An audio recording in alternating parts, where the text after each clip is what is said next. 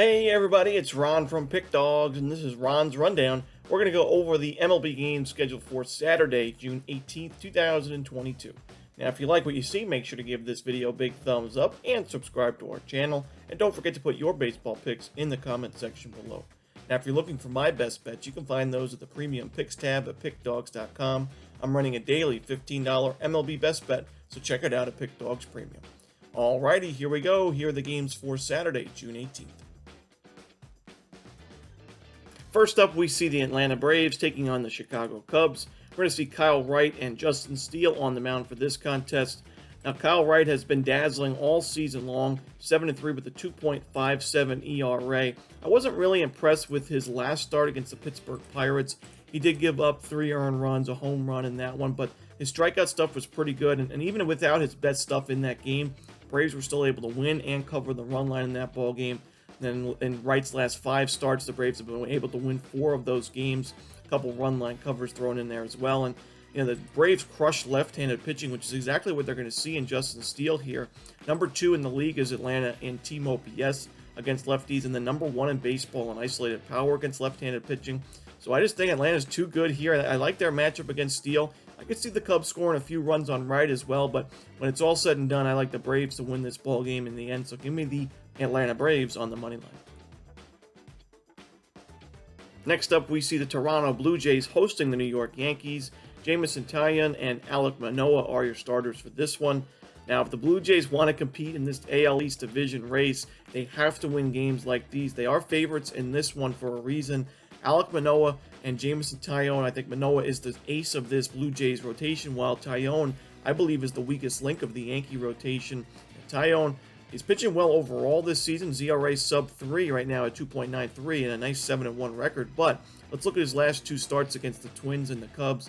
9 innings pitched combined, 16 base hits allowed, 7 earned runs, 2 home runs in that stretch as well. I don't like his chances on the road against the Blue Jays team that's had good success against Taillon in the past, especially last season.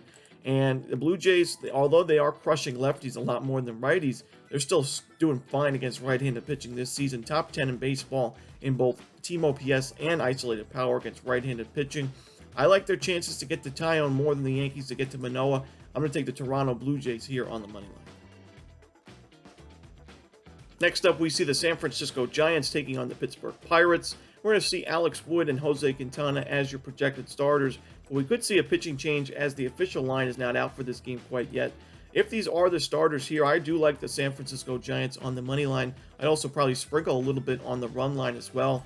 Giants are top 10 in baseball in both team OPS and isolated power against left-handed pitching, and Jose Quintana is coming off his worst 2 starts of the season. He went 3 1/3 innings, 7 hits, 4 earned runs against the Tigers back on June the 7th, and then last time out against the Braves, 5 innings, 6 hits, 4 earned runs, 3 home runs in that one. And Jose Quintana is more of a pitch-to-contact guy, so if he's giving up the long ball, that's where you got to start to worry. Giants do hit lefties, like I mentioned, and Alex Wood has been solid on the mound for San Francisco. At the beginning of the season, struggled a little bit. His ERA is still a bit above 4, but last 2 outings, 13 innings combined, 3 earned runs, 10 strikeouts, only 1 walk, no home runs allowed. I like those kind of numbers. I'm going to take the San Francisco Giants here on the money line. In our next game, we see the Chicago White Sox taking on the Houston Astros. Johnny Cueto and Justin Verlander are your starters here. The Johnny Cueto's first 2 starts with the White Sox were very, very sharp, but since then hasn't been the case. He's given up at least 1 home run in each of his last 3 starts, and that's 4 home runs combined in that stretch as well. And he's facing a Houston Astros lineup that crushes right-handed pitching. Against lefties, Houston hasn't been very good, but against right-handers, it's been a completely different story. Houston's number 6 in baseball in isolated power against righties, top 10 in baseball and team OPS against righties, and I do think Johnny Cueto is in trouble here. Justin Verlander, what do I need to say about him? One of the best pitchers in the game, even at his age right now, and the White Sox have not done well against right-handed pitching. 27th in the league in team OPS against righties. Isolated power, even worse, 29th in the league. I got to take Verlander and the Astros here. I'm going to take him on the run line.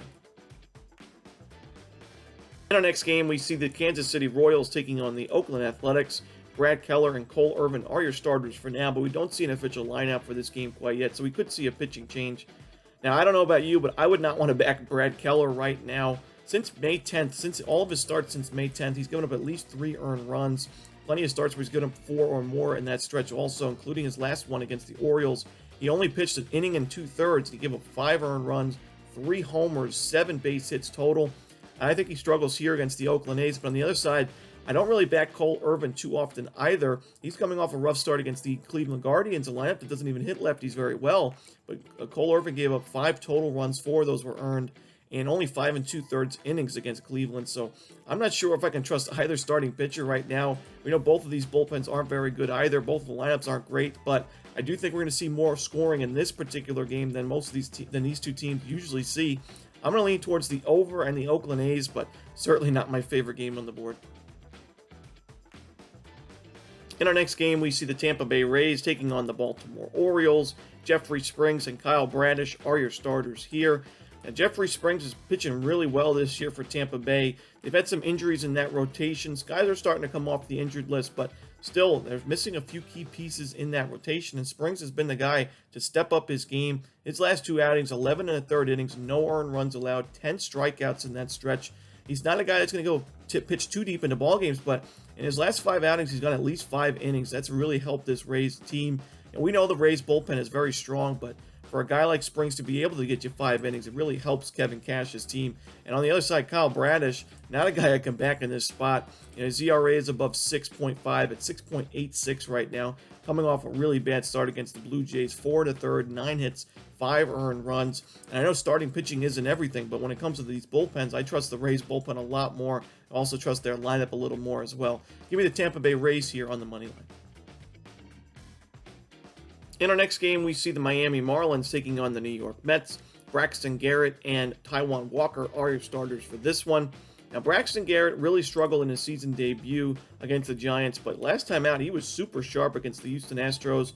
Now, like I just mentioned, the Houston Astros don't hit left-handed pitching well, but neither do the New York Mets, and Garrett went 5 2/3 innings, no earned runs, only 1 unearned run, 5 strikeouts, and that was a 5-1 Marlins win, a big-time underdog victory on the road for the Marlins. And you know what? I wouldn't be surprised to see the Fish get it done again in this spot against Taiwan Walker. Not a guy that I think is minus 200 worthy, although he's having a good start to the season.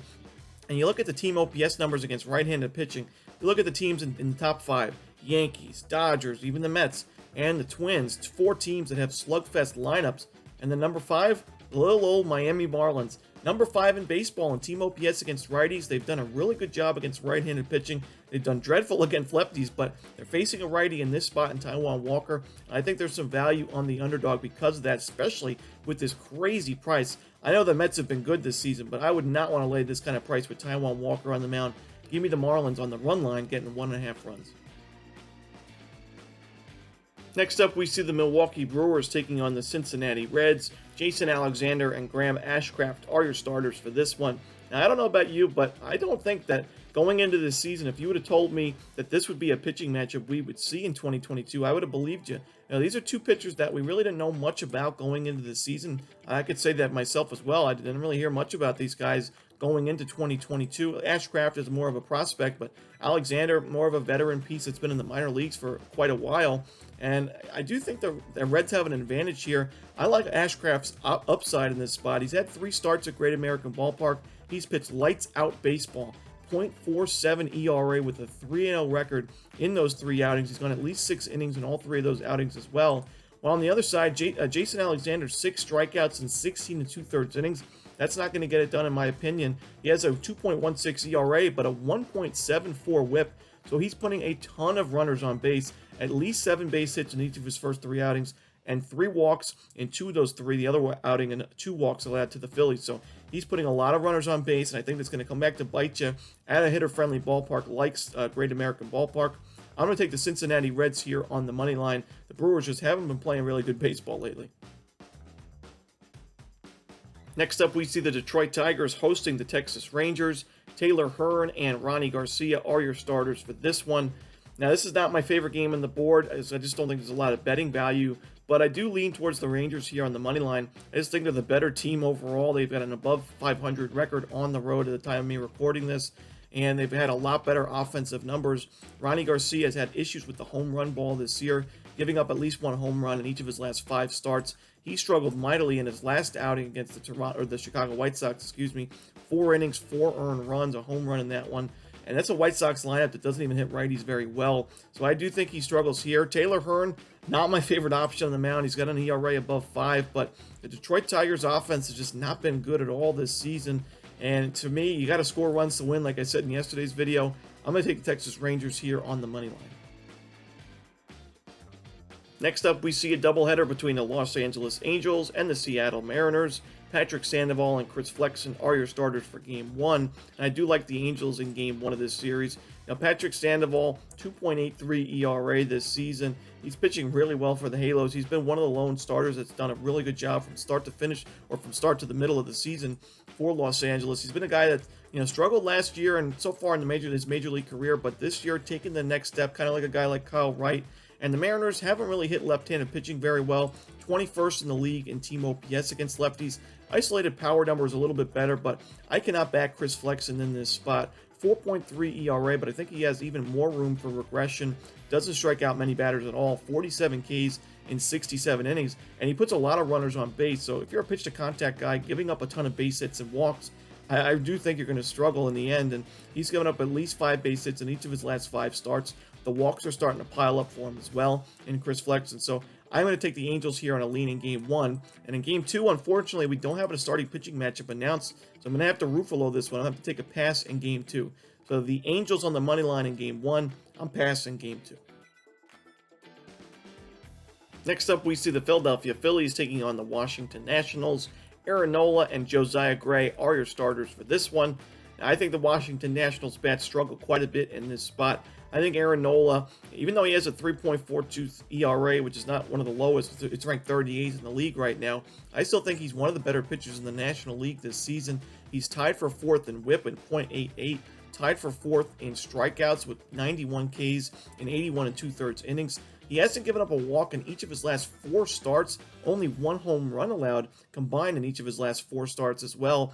And I think this is going to be a lower scoring game overall. I think Josiah Gray pitches pretty well in this spot also. Josiah Gray at the beginning of the season really struggled with the home run ball and the walks. He's still struggling with the walks right now, but he's limited home runs. And his last 3 starts, only 2 home runs combined, which may not seem great, but it's a lot better for Gray because at the beginning of the season he was giving up a ton. And his last 3 starts overall against the Rockies, Reds, and Marlins, he pitched 5 innings, 6 innings, 5 innings, gave up only 1 earned run, and no earned runs.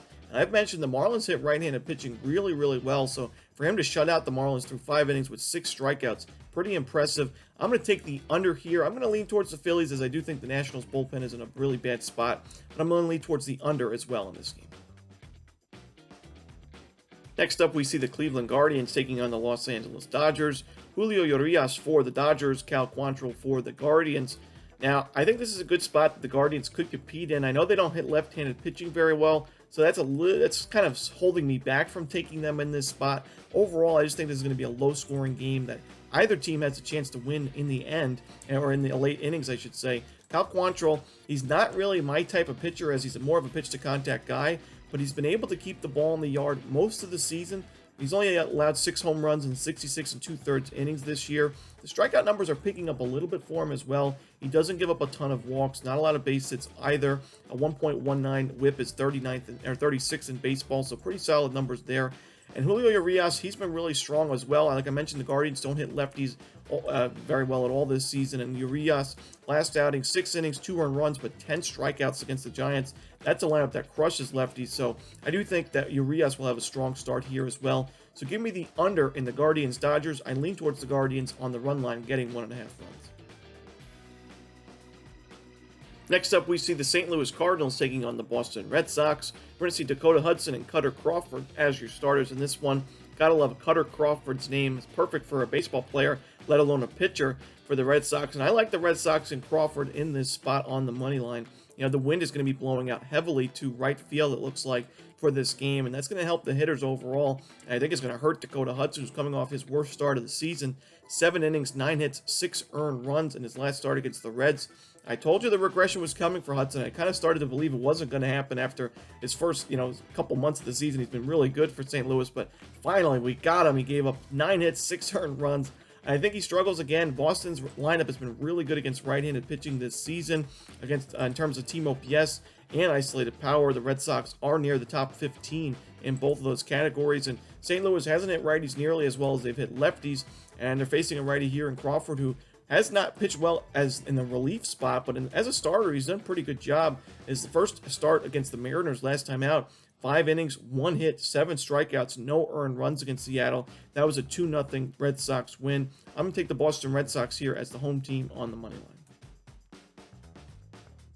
Next up, we see the San Diego Padres taking on the Colorado Rockies. Nick Martinez and Hermann Marquez are your starters here. Now, it's not often I take an under in a Coors Field game, as we know that the weather benefits the hitters, but I do like the under in this spot. Nick Martinez was not a guy that I wanted to back very often at the beginning of the season, but I will give him credit. The strikeout numbers are picking up for him, and he just faced this Colorado Rockies team back on June 11th. 5 2/3 innings, 1 earned run, 9 strikeouts in that one. That was a 2-1 ball game that ended in extra innings, so even had an extra inning of baseball, and there's only 3 runs combined in that ball game. Hermann Marquez, also a guy that was really struggling at the beginning of the season, but last time out against the Padres, pitched really well. 7 innings, 2 earned runs, 6 strikeouts. He's been more of a Coors Field pitcher in his career. Not really the case at the beginning of the season this year, but the Padres haven't really hit right-handed pitching very well this season at all. And I do think Marquez does a good enough job to keep this game lower scoring in the end. The Rockies have really struggled with runners in scoring position as of late. I think that plagues them again in this spot. I'm going to lean towards San Diego, but I'm going to take the under in this Padres-Rockies game. In our final game of the night, we see the Minnesota Twins taking on the Arizona Diamondbacks. Dylan Bundy and Luke Weaver are your starters here.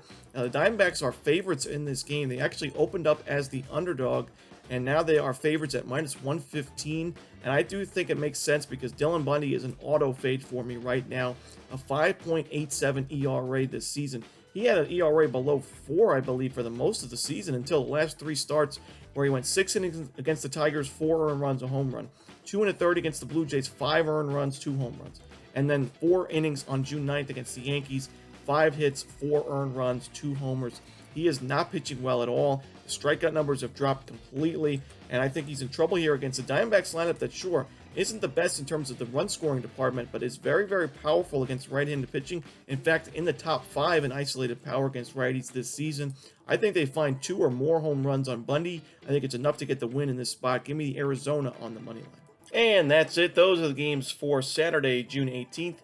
Hope you enjoyed this video. If you did, don't forget to leave a like and subscribe. And don't forget to put your baseball picks in the comment section below. Again, if you're looking for my best bets, you can find those at the Premium Picks tab at Pickdawgz.com. As always, this is Ron Romanelli. Good luck.